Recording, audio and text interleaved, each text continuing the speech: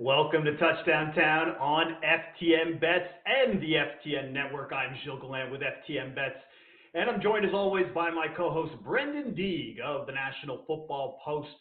And we only got 3 games left to give you our best touchdown prop bets. Hoping to be able to make you some money along the way, give some tips and strategies on the market, what to look for, why we think the way we do. Brendan, 2 games today. At the beginning of the year, if someone had told you that this was the final 4 teams left to win Super Bowl 56, would you have believed them? No, and we talked before we talked pre-show about this. One of my total bets before the year was Bengals under 6.5 wins. So that clearly did not hit. So no, I did not predict this whatsoever. Yeah, I think the Rams and Chiefs would have been popular picks in the final 4. Not sure if the Niners would have been. I mean, I'm sure there are people who could have probably made the case. Bengals, I think that was a tough sell just because of the love the Browns were getting all in the preseason, and then of course the Ravens as well. So they were picked probably to finish last in the AFC North. So if you've been watching the show for week to week with us, we want to thank you for joining us every week. And just like previous weeks, each of us are likely betting about 3 to 4 bets per game. But today's show is our best bet. So it's 5 picks each, 1 best bet per team, and then a bonus pick. So we're going to go through these each, like we each have a Bengals pick, we each have a Chiefs pick, and so forth, and then we'll do a bonus pick at the end. And then, of course, I had a few people asking me about what is the plan for the Super Bowl. Well, actually, we'll be back in 2 weeks for Super Bowl 56, give out our best touchdown bets. It's probably going to be happening at 12 p.m. Eastern on the FTN Network on game day. And we'll likely include like a first touchdown score prop, multi-touchdown props, maybe our best defensive special teams touchdown prop. It could be anything. And that's going to be the finale of Touchdown Town for the season. Now, before we get started, Brendan, I also want to remind people to check out the weekly show that I do on the FTN Network called Dog Day Afternoon. That is 2 p.m. Eastern on Tuesdays. Our producer, Tino, of the show, actually had him on the show this week, and we gave out some early leans to the conference championship games and also looking at Super Bowl MVP odds. Deebo Samuel's still sitting there at 16 to 1. I think if the Niners upset that, you're going to be able to get pretty good odds for him now going into the Super Bowl. And you can go check that out now on the FTN Network YouTube channel. Also, make sure to check out the betting trifecta that aired just before us of Elliot Chris Meany, and Matthew Friedman. They gave their best bets for the conference championship games and really some elaborate props too. So you may want to check that out as well. All right, Brendan, I think it's time. We got to get to it. We're going to give our best touchdown score props for conference championship Sunday. I'm going to get us started. We're going to start with the Bengals. And my best bet for the Bengals is Tyler Boyd. I grabbed him as anytime touchdown odds at plus 260. I was checking this morning. He's up to plus 270 this morning at FanDuel. And both of us actually bet on him last week against the Titans. It was a bit of a flop, obviously, 2 catches and 17 yards. But I'm not just going to stop betting on Boyd just because of 1 week. Like, he still played 58 of 64 possible offensive snaps. He ran 46 routes. The routes is why I was encouraged, because that's the same as Jamar Chase and T. Higgins, and both of those guys are at plus 150 at best. And coming into last week, he had scored a touchdown in 4 straight games. So, and it was against, one of them was against this Chiefs secondary. So, and also speaking of the Chiefs secondary, are we just going to give them a pass? Like 10 touchdowns to wide receivers over the last 4 games, 19 touchdowns to wide receivers for the season, 6 of those in 2 playoff games. I know that 3 of those touchdowns on the year were to Jamar Chase, but still, they're getting exposed in the secondary. So Tyler Boyd, anytime touchdown, Brendan, at plus 260 is my first best bet of the conference championships. I love that route stat you gave. Proves he's been on the field. Just kind of throw away last week. Don't need to look at it. Don't need to look at the stats too much. He's still playing, still on the field, running routes. So, yeah, I like to pick a lot. And like you said, he scored against the Chiefs just 4 weeks ago. He did, and the recency bias, I think, in our head, we'll just look and see last week and see that, he didn't do much, so maybe that he was trending downward. And I think that's the opposite. I think there might be almost too much love to Jamar Chase. I'm not saying that Chase isn't good or that he won't score, but I'm willing to bet that the Chiefs are not going to let him run for 3 touchdowns again. So, all right, now, Brendan, let's hear your Bengals best bet for Conference Championship Sunday.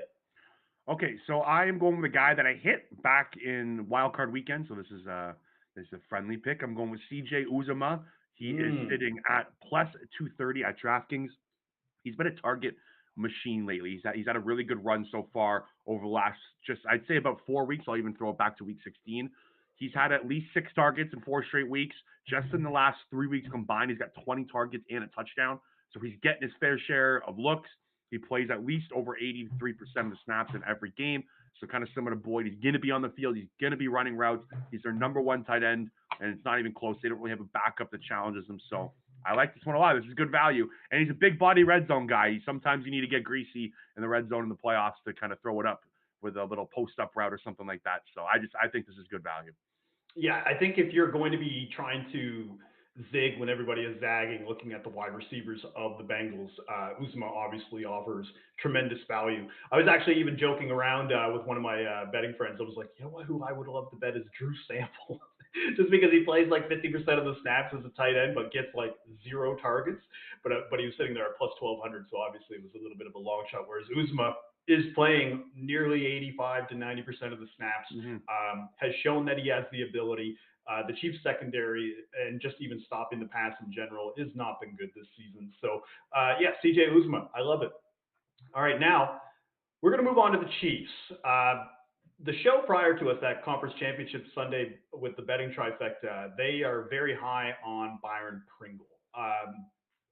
Myself, not so much. I actually think the best bet for the Chiefs today is to get on McCole Hardman. Now, McCole Hardman is plus 330 at Bet365. That's when I bet him. He actually is down to plus 300 at DraftKings right now if you still wanted to kind of jump in and get similar value. And he scored last week versus the Bills on a running play. So automatically that should show you how explosive he can be. He played just around 50% of the snaps. During the regular season, this is the one reason why I was really into Hardman. The Bengals were ranked bottom 5 in passing plays allowed of 20 plus yards, and they were bottom 10 in plays of 40 yards or more. So what I'm thinking immediately is, what is Hardman's skill? Speed kills. He's going to probably try to go over the top, a throw from Mahomes. And that's one of the reasons why I think Tyreek Hill may go wild today too. But Hardman is kind of this speedy deep threat that I think could punish the Bengals. I mean, if we just want to look at long touchdown passes, even just last week, Ryan Tannehill, that touchdown that he threw to A.J. Brown, that was a 33-yarder. So I think that there's a lot of potential for the Patrick Mahomes and the passing offense today. And McCole Hardman, if you're getting him at over plus 300, I think offers better value than looking at Pringle, who's around maybe plus 200, maybe a little bit less, or Demarcus Robinson, who I just can't get behind, even if he's at plus 350, plus 400. Yeah, I agree. I think both teams are going to be going deep a lot here. Both these teams kind of have shaky secondaries, so you can kind of attack both of them over the top. So McCole Hardman, I would definitely take him over a Byron Pringle or Robinson for sure. Way better. But, and again, yeah, it's not to say that I don't think Pringle can score or any of these Chiefs players can score, because, I mean, they're all playmakers. And that's one of the things about betting touchdown scores when it involves the Chiefs, is that it's really hard to find value on players when there are 3 best players in Kelsey, Hill, and to a lesser extent, Clyde Edwards-Helaire, or whoever the starting running back is this week. Like, you're getting them at minus odds. And even like Patrick Mahomes, he was plus 500, plus 400 last week. He's down to plus 200, plus 210. There's like hard to find value right now for the Chiefs. So you could talk me into Pringle, but I'll take a swing on Hardman that he can beat the Bengals once on a deep route. There you go. All right. So that is my Chiefs pick. That is my Bengals pick. Brendan, I kind of dig in this Chiefs pick that you've got going on right now. What do you got for the Chiefs today for Conference Championship Sunday? I knew I was taking this one right away, right out the gate this week. This one was my first pick that I made. I'm going with Travis Kelce 2+, plus 400. I love it. That DraftKings, look, it's not a lot of juice at 2+ at plus 400. I know, I get it, but it's worth it. Travis Kelce's been on a TD streak. He's on a heater right now. He had 6 touchdowns in his last 5 games. He's finding the end zone at a ridiculous rate right now. You gotta at least put some money on this pick here. The Bengals struggle against tight ends. They do. They have allowed the 3rd most receiving yards to opposing tight ends and the 5th most touchdowns to opposing tight ends. And just the last point on this is just targets. Like, the guy's a target machine.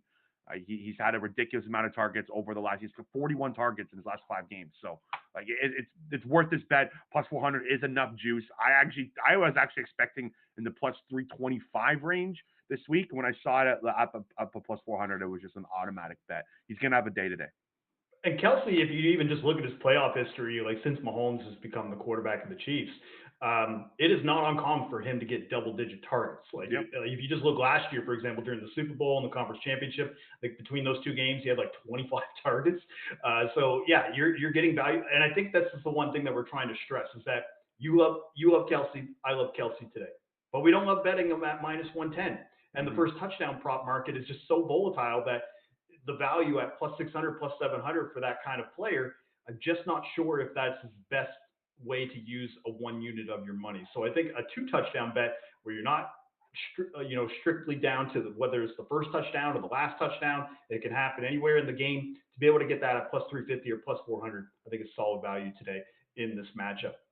All right, so that's 2 picks for us. We've got the Bengals and Chiefs game covered.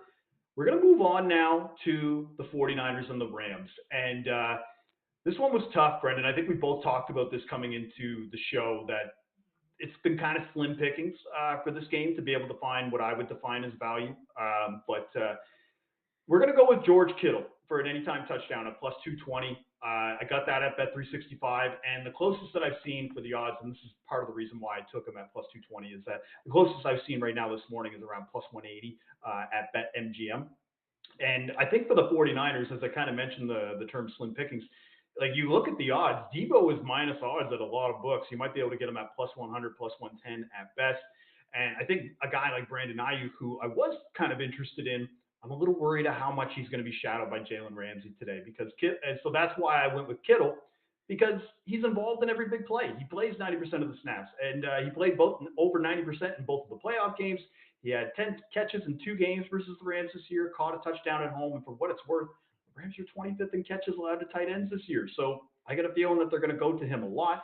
And I think the one thing, too, that can be a little hard with touchdown betting is just kind of looking at the recent track record of like 3 or 4 games and thinking like, okay, he's not getting as much work, so it's not worth betting. But with Debo kind of more involved in the run game and getting so much attention, I really can't trust that guys like Brandon Ayuk or a long shot like Kyle Juszczyk, who I've seen his odds range from like plus 500 to like plus 1,000 for juice today, are going to get the ball when it matters. Kittle is a guy I feel like will get the ball when it matters. And at plus 220, I think this is great value for getting an elite player, even if he is kind of being more of a blocker lately. And just looking back at our anytime touchdown score odds tracker, looking back at the Rams matchups with the 49ers, at DraftKings, George Kittle was plus 175 in the first matchup and plus 180 in week 18. So I feel like we're getting a little bit more value at plus 220. So Kittle is my guy today for the 49ers. Yeah, if he's at over plus 200 value, everyone should be hitting this bet. He's a monster. He's one of my favorite players to watch in the league right now. Like you said, he's always on the field, and I love that stat, 25th in catches allowed to tight ends. He doesn't need to kind of get deep to make a play. Like if he can get the ball in the 5-yard range, he's one of the best yak tight ends that we've ever seen. So well, yeah, and it's actually funny in week 18, dude. In the first game, 5 catches for like 65 yards and a touchdown. The second game, he had 5 catches, but he only had 10 yards receiving. So they were clearly focused in on him trying to neutralize that. So the yak monster could not emerge in that matchup. All right, now I've given my 49ers pick. Brendan, I want to hear your 49ers pick, because this is another bet that, again, I feel like we're both in unison on, that we both love today. So I really like this value at FanDuel. I'm going with Jawan Jennings plus 440. Again, those odds are available at FanDuel. Look, Jawan Jennings is a slot receiver in this offense. The LA Rams have allowed the 30th most yards to opposing slot receivers and the 27th most catches to opposing slot receivers. So this is a guy that should get a lot of looks, and it kind of, those stats kind of translate to what happened just a couple weeks ago. Jawan Jennings had a huge day against the Rams just a couple weeks ago. He had 2 touchdowns. I don't know if you remember watching that game. He was a monster. He was kind of his coming out party, especially in the second half. Yep, he's been a little quiet since then, but I do think there is something to the Rams formation allowing slot receivers to get open, to get targets. So at plus 440, this is really, really good value. It's my favorite wide receiver pick of the day in this game. The odds is what immediately stood out to me. And we talk about this when we look at what we're looking at to handicap a touchdown score or odds pick. It starts with the odds, then the matchup, then the stats. Because the stats will talk you out of a pick or talk you into a pick no matter how you're feeling about it coming into the matchup.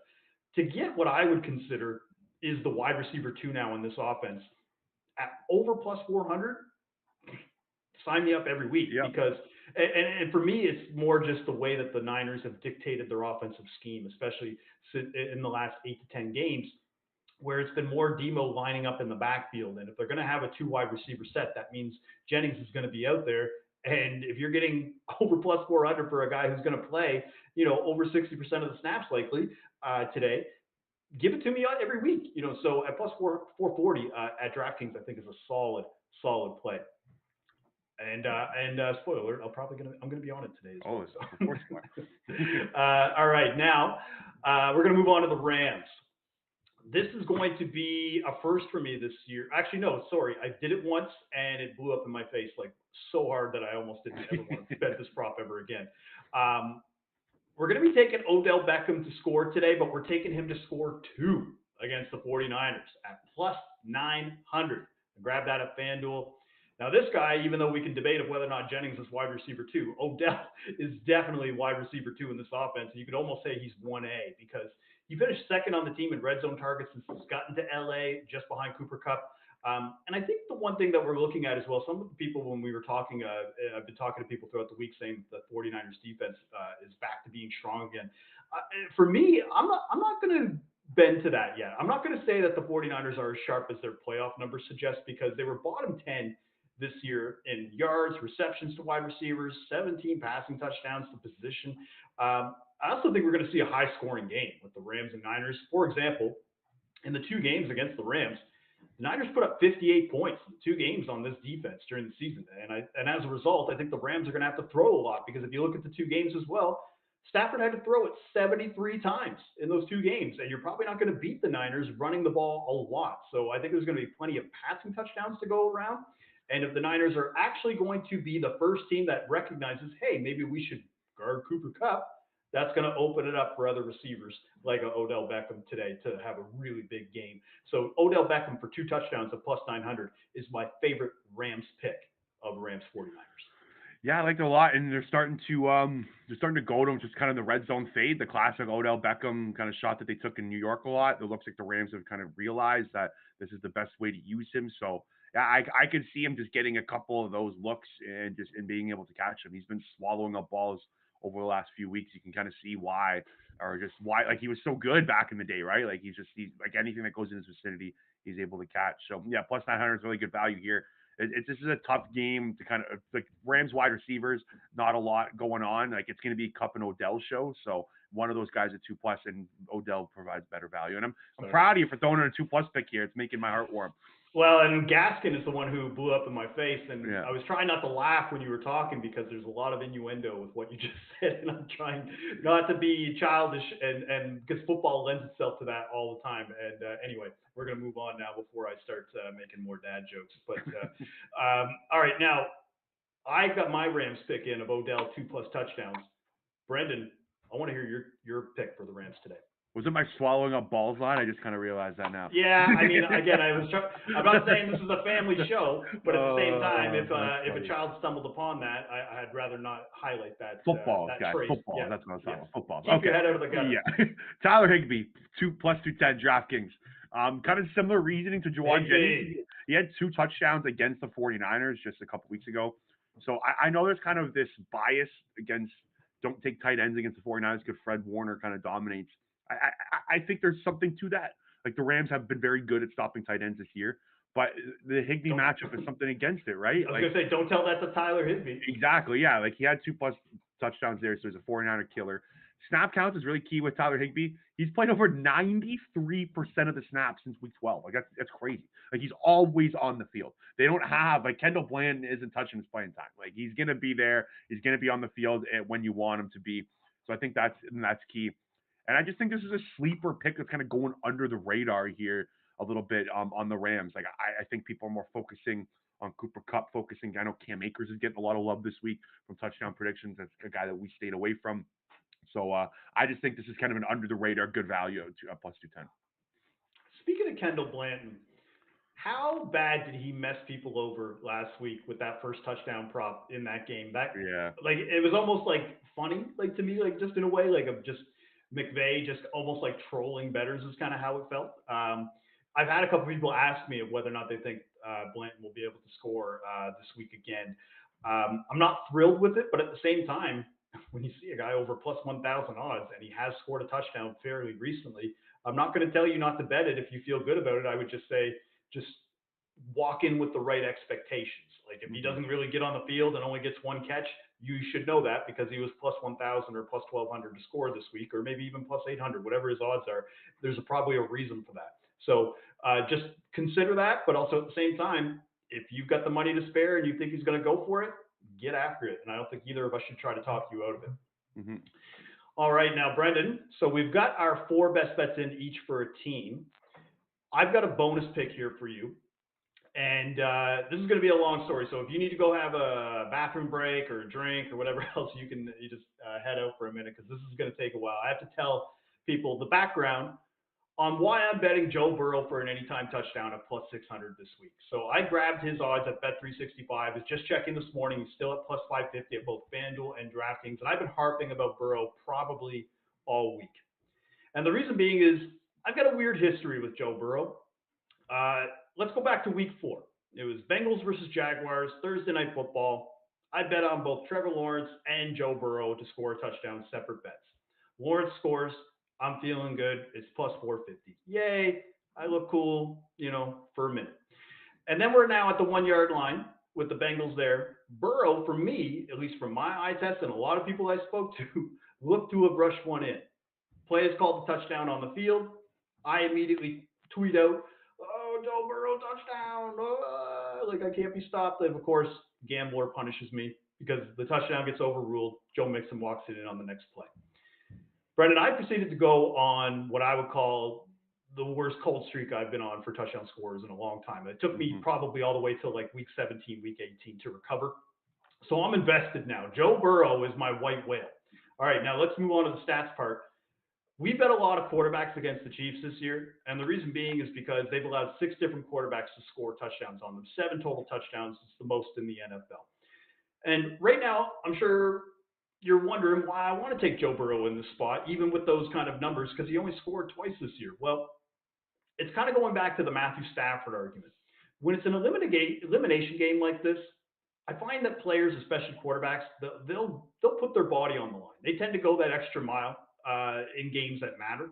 And the reason why I bring up Matthew Stafford, he hasn't scored a touchdown in over 5 years before these playoff games. And do you want to know why? Because in 2016, the Lions made the playoffs. They had a team that could actually, do something. Now look at it. The Rams are in the playoffs, and he rushed for one in back-to-back weeks. Now, I'm not saying Joe Burrow and Matthew Stafford are the same instance or whatever. All I'm saying is that when we get into these playoff scenarios where quarterbacks specifically, I find, are just a little bit more likely to throw their body on the line. So the stats, I find, can be misleading if you're walking into a game like this and thinking about betting touchdown scores. So when I locked this in on Thursday, it was around plus 600, and his odds are, were at best around plus 475 at, DK, FanDuel, BetMGM. So I had to lock it in then now, but at the same time, he's back up to plus 550. I'd still bet it. I'm not deterred if that was the case. So yeah, plus 600, Joe Burrow touchdown is my bonus pick for the conference championship weekend. There you go. He's got Joe Burrow and Jill Glott's history. Right Joe White Whale Burrow. I'm also tailing this one. This one made my card. So you convinced me. I love the motivational factor here to this. I just want to. Sorry, I don't want to interrupt you. I want you to continue, but I just want people to know that I rarely. I mean, I'm talking like this is only the second time that I've done it this year that I bet a guy for motivation. I don't bet it that way. I did technically in week 18 with Tyler Lockett to get 2 touchdowns for his contract incentive, but I feel like that's a little different in comparison to this. But motivation is generally a theme that I do not use for handicapping in general or touchdown scores. Sorry. Now you can go ahead. No, you're right. It's not something that you should be kind of leaning on. I do think there's something to it when it comes to quarterbacks in the playoffs. I do think that is a thing. Just look at Patrick Mahomes, for instance. He's now, 5 rushing touchdowns in his last 10 playoff games? Yeah. I think last year, there was a crazy amount of quarterbacks that hit rushing touchdowns in the playoffs last year. There is something to it. It's do or die. You gotta get a touchdown now or never. And quarterbacks know that in the back of their brain. They don't care about breaking their ankle. They don't care about getting a concussion from the defensive lineman coming running at them. So I do think there is something to that. Absolutely. All right, so that's my bonus pick. That's all 5 picks for me now for Touchdown Town of the conference championships. Brendan, you've got a bonus pick. Take us home. Okay, so I don't got a lot to back this one up. This is kind of just a complete long shot. We're taking a massive swing here, ladies and gentlemen. I am going with Noah Gray plus 1,200 at DraftKings. Yes, Noah Gray is an actual human being. He is a real guy. He plays for the Kansas City Chiefs. He is their backup tight end. He's at plus 1,200 at DraftKings. So this is my swing pick of the day. He's getting some looks. He's got 2 targets in back-to-back games. I know it's not a lot, arguably the biggest look of the season, man. Yeah, last week. So like he's not like 2 targets a game is not a lot, but at plus 1,200 that is something. Like that's what you're kind of banking on. You're banking on one of those to hit. He's getting playing time as well. He's played about 30% of snaps in his last few games. So I do think that he's the better younger tight end, the backup to this on this team. There's been a lot of people kind of hyping up his play. He had a big block on that. Was it the Tyreek Hill touchdown last week? He had a massive block on that score. So I do think Andy Reid's going to be playing him a little bit more. He's got a lot of juice. He's good at running routes. He had a great catch against the Bills last week. And again, I'm going back to the Bengals tight end woes here. The Bengals, again, have allowed the 3rd most receiving yards to opposing tight ends, 5th most touchdowns to opposing tight ends. So plus 1,200, look, don't be betting the house on this one. But this one kind of caught my eye this week. So, and I think plus 1,200, it's worth the swing.